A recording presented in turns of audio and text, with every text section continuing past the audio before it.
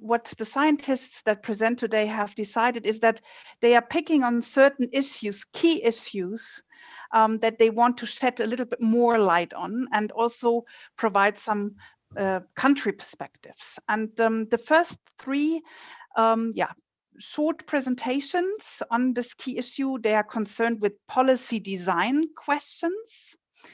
And here we have a first perspective from Ireland, presented by John Frim from Tagask Environment Research Centre on the role of landscape features and extensively managed grasslands, and how the three key green architecture instruments should address them.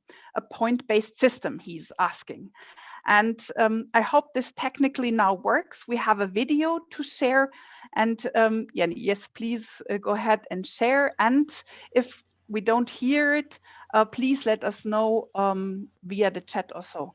Okay, Jenny, you can now. I'm John Finn, and I'm an ecologist working with Teagasc at Johnstown Castle in Ireland. So participants in the biodiversity workshops consistently raised three issues here, which include eligibility, coherence amongst the green architecture instruments to protect biodiversity, and results-based payments. And thanks to the facilitators and participants in the Irish workshop that contributed to this exercise. Workshop participants consistently raised the issue of habitats and landscape features that are considered ineligible for single farm payments. In this example here from an Irish survey, we show that there is a lot of farmland biodiversity associated with ineligible habitats. A lot of these ineligible habitats occur on extensive farmland, up to 30 to 40% in this example, and a much lower but still significant amount occurs on intensively managed farmland. Many of these ineligible habitats are highly valuable for biodiversity, and some are listed under the Habitats Directive. Not being fully eligible for CAP support acts as a strong financial disincentive for habitat protection. Across all of the workshops, there was strong agreement that all semi-natural vegetation features on farms, whether farmed or unfarmed, should be eligible areas for CAP support, and this can be a win-win outcome for farmers and biodiversity.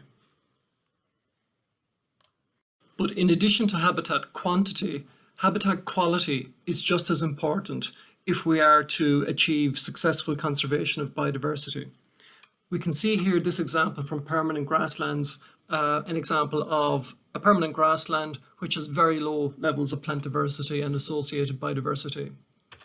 An example with intermediate levels of plant diversity, and an example of a very high level of plant diversity and associated invertebrates and vertebrates that would be characteristic of a very high nature value grassland. So again, stressing the importance of habitat quality as being very important as well as quantity if we are to successfully address the biodiversity crisis. So here's an example of the green architecture with Tier 1 at the bottom with baseline conditionality, Tier 2 indicating the eco-schemes, Tier 3 Stream A indicating a more generic approach to agri-environment and climate measures, and Tier 3 Stream B with the dark green indicating a more focused agri-environment and climate measure that would address priority high nature value farmland and other priority environmental issues. So across all of the workshops, there was a very strong request from participants for biodiversity conservation to be addressed through a coherence amongst the different tiers, whereby species-rich grasslands, farmland habitats, and landscape elements would be progressively recognized and rewarded as one progressed through these different tiers. So for example, in Tier 1, many workshops proposed a threshold level of habitat area of 3 to 5%, for example, that would apply and would include the so-called ineligible habitats. And the aim here would be to guarantee a minimum area of protected habitat quantity. Progressing into the eco-schemes, workshops were looking for a greater reward for farmers who provide habitats that go above the threshold level provided by conditionality and close that gap between the conditionality threshold and the 10% level of farm habitat area. And then as one progresses up into the agri-environment and climate measures, there's an expectation of a greater degree of focus on habitat quality, so that the tiers progressively focus on habitat quantity, a greater area of habitat quantity, and then most of all, a focus on habitat quality, especially for priority habitats and high nature value farmland. Many of the workshops recommended the use of points-based approaches to ensure a coherent and progressive conservation of biodiversity across the different elements of the green architecture.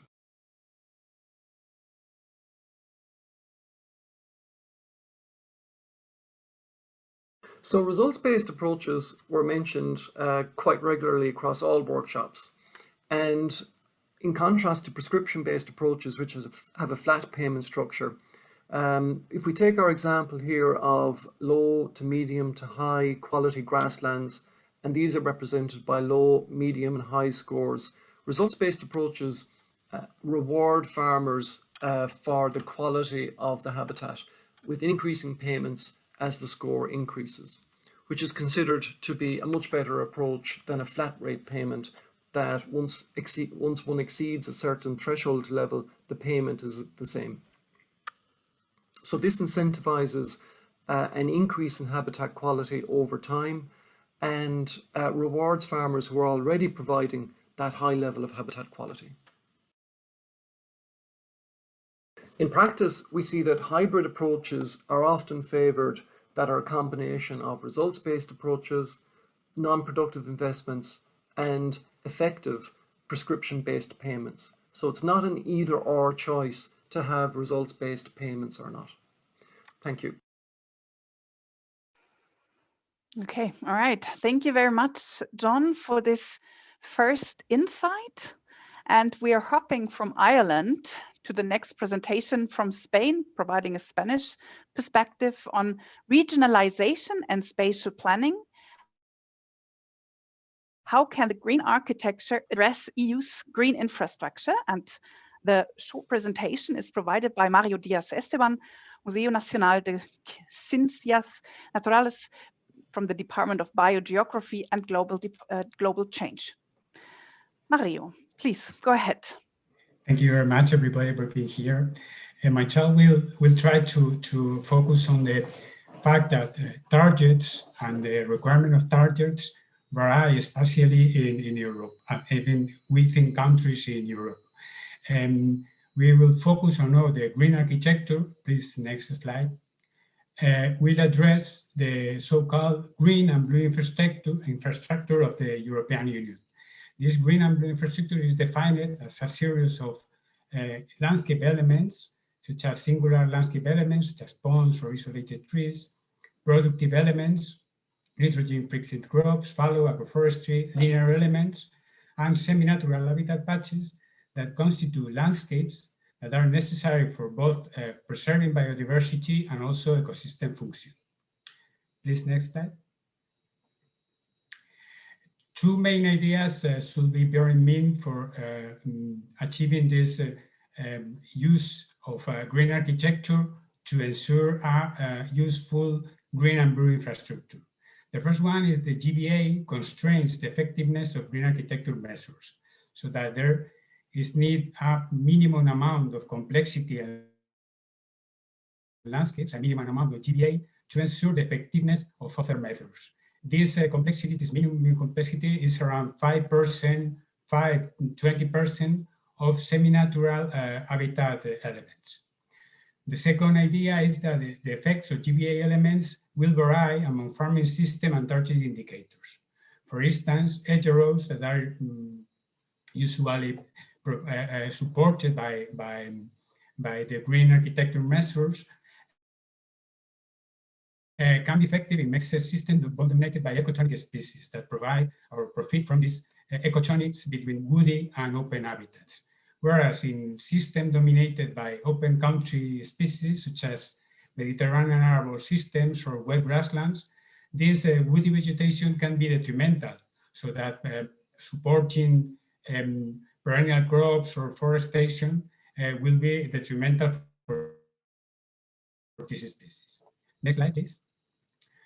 Under this idea, the three main elements of the CAPS green architecture will be supporting each other by ensuring minimum GBA levels at the landscape scale by means of the enhanced conditionality, by improving this GBA to ensure spatial continuity and optimal levels of farm scales, that is more or less 10% non-productive habitats, and by reserving environmental and climate measures to more ambiguous specific landscape configuration aimed at restoring and recover a population of endangered species, so that we can create with this AMC a landscape suitable for most organisms. Next, please. We have applied these ideas to a review of the existing knowledge for the 8 main agricultural systems in Spain, and we have made this available to the authorities by means of this infographic that is freely available on the internet, that lists a series of specific measures following this idea of regional targeting and landscape scale thinking. Next, please. Summarizing, landscape matters for biodiversity conservation in Europe, so that the green architecture and instruments of the new CAP will be best used to restore and to design this landscape GBA, providing that this design is based on the best knowledge available. Many thanks for your attention. Mario, thank you very much. Also to all speakers so far for keeping excellent time management. And from Spain, we travel to Italy and get an insight on the considerations on bioeconomy. And the presentation will be provided by Stefano Targetti, Alma Mater Studiorum Università di Bologna. Stefano, please go ahead. Yeah, thanks for introducing me. Actually, my presentation has been changed the topic, because I'd like to share with you some issues that were raised during our workshop in Italy. Obviously, the eco schemes and the top-up payment raised a lot of attention. So next, please. It was raised in the discussion that the remuneration in the next CAP reform should be linked better to the benefits in terms of environmental benefits that is going to be delivered.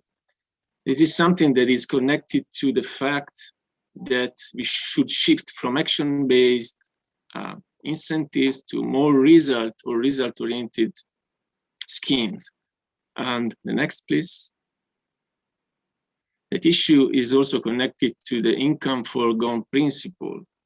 In the report, you can find a list of advantages and disadvantages for the income foregone principle. Also, it is acknowledged that the income foregone can work well in specific conditions. If well designed, it is a consolidated method, but there are obviously some drawbacks. And in general, if we want a clearer connection with the environmental results, probably the income foregone is not more appropriate. So the next, please.